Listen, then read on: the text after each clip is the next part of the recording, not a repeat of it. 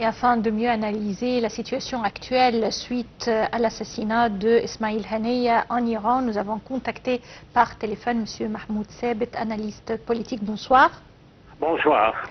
Monsieur Mahmoud Sabit, je voudrais, selon vous, comprendre comment, maintenant, depuis presque un an, Israël bombarde Gaza sous prétexte de ne pas trouver les otages pris par Hamas, d'accord, dans la bande de Gaza qui est tout à fait observée, encerclée et emprisonnée par Israël.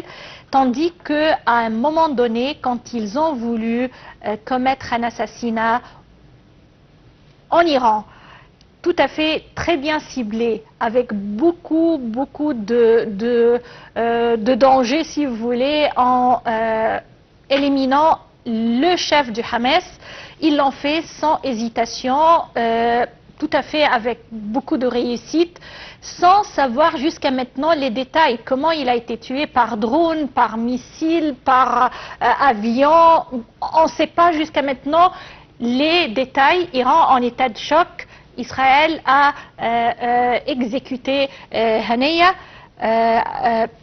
Comment ça se fait, ce paradoxe que le même État bombarde les civils à Gaza et a pu faire et analyser et exécuter une opération très sophistiquée comme celle de l'assassinat de Haniyeh?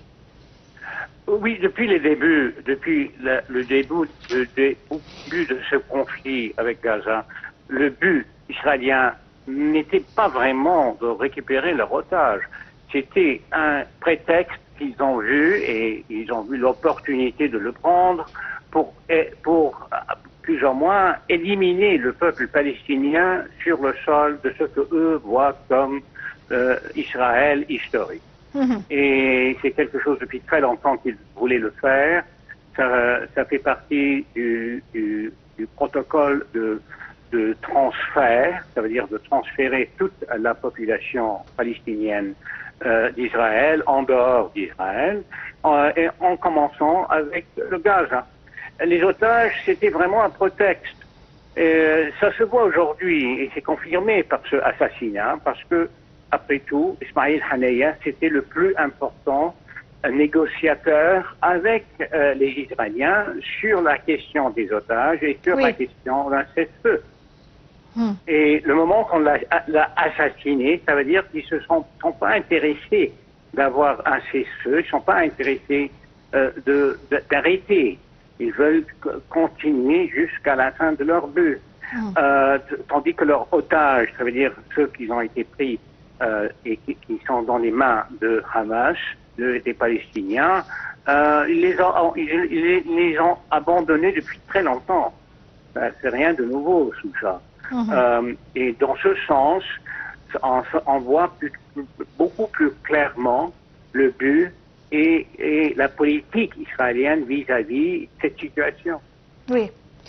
De l'autre côté, c'est la situation très critique de l'Iran qui se voit comme parrain du Hamas, comme parrain de Hezbollah, comme parrain de tout courant chiite, si vous voulez, dans la région, en accueillant Ismail Haniyeh sur son territoire, dans des conditions soi-disant de haute sécurité. Il a été attaqué, tué sur le sol iranien sans qu'il même doute de ce qui se passe. Alors, ça mène à voir que peut-être que l'Iran n'est pas la puissance militaire qu'elle prétend d'être. Oui, bien sûr, c'est très gênant pour le gouvernement iranien d'avoir quelqu'un qui s'est venu qui a été venu avec invitation pour les célébrations pour le nouveau chef d'État iranien, d'être assassiné sur leur sol. Et dans un sens, ça a été fait exactement pour ça, pour les gêner. Mais il faut l'avoir bien sûr avec les chefs de ces mouvements, comme Hamas, comme les mouvements de résistance, sont des chefs horizontales, pas verticales. Dans le sens que on le tue aujourd'hui, un autre sortira de l'ombre pour le remplacer très vite. Oui. Et ça aussi, c'est rien de nouveau. Ce qui va arriver, c'est la réaction iranienne et Justement, la réaction oui. de Hezbollah. Oui. Justement, Monsieur Mahmoud Sabet, j'ai voulu vous parler de cette réaction, puisque aujourd'hui, on a vu des déclarations contradictoires de la part de l'Iran, parce que au début, il y avait les déclarations disant que l'Iran va répondre avec force et va répondre avec une réponse douloureuse pour Israël. Ça, c'était une première déclaration. Puis, on a vu d'autres déclarations au fur et à mesure qui parlent de l'Iran qui ne veut pas étendre le champ de bataille avec Israël. On ne sait pas ce qui se passe derrière le rideau, vraiment. Parce que il y a beaucoup de déclarations qui ont été faites. Oui. Certainement, Israël veut provoquer une guerre.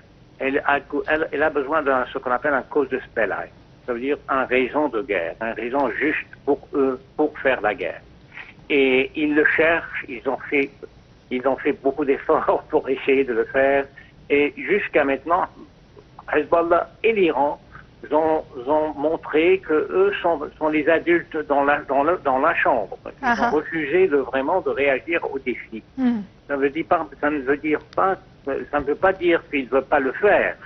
Mais parce que bien sûr ça peut si ça commence, ce sera vraiment une catastrophe régionale. Ce sera une guerre régionale. Oui, une guerre, Monsieur Mahmoud Sabet, est-ce que c'est une volonté ou un désir, si vous voulez, israélien ou de Benjamin Netanyahu pour garder le pouvoir?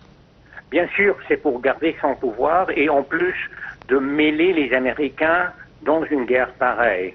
Actuellement, l'administration américaine est très faible. Il n'y a vraiment aucune personne qui est vraiment en charge. M. Biden est il n'est pas vraiment là, tandis que les autres, qui sont très sionistes, sont dans la chambre actuelle. Alors, eux seront probablement dans une position de soutenir les Israéliens tel qu'il le faut. Mais ils ont besoin, ils ne peuvent pas rentrer comme ça, ils ont besoin d'une cause pour la guerre. Et une réaction dure iranienne sur Israël pourra bien ouvrir cette porte. Et on ne sait jamais, c'est possible que les États-Unis aient déjà menacé l'Iran que s'ils font une réaction dure, que les Américains vont se mêler dans l'affaire. Oui. On ne sait pas. On va voir d'ici les quelques jours qui viennent, parce que je pense que les choses sont en train d'accélérer actuellement. Vous croyez que la réponse ou la riposte iranienne sera rapide? Normalement, non. Ils attendent pour le moment pour le faire, parce qu'ils n'aiment pas réagir tout de suite. Ils sont des joueurs très rationnels, il faut le dire. À vrai dire, ils ne réagissent pas à cause des émotions. Ils attendent, c'est des gens qui jouent l'échec. Oui. Et ils vont attendre, je pense, pour un moment dont l'opportunité se présente. Et c'est aussi probablement avec le cas avec le Hezbollah. Hezbollah attend aussi une opportunité, on va voir. Mais ils ont déjà fait des déclarations très dures. Dans le sens où Hezbollah a déjà menacé qu'il y a une attaque contre des cibles de civils, ils vont réagir exactement au même niveau que Israël avec leurs bombardements. Oui. Monsieur Mahmoud Sabet, je vous remercie infiniment pour ces explications et on continue avec les réactions. Et bien sûr, l'Égypte a condamné la politique d'escalade que suit Israël au cours des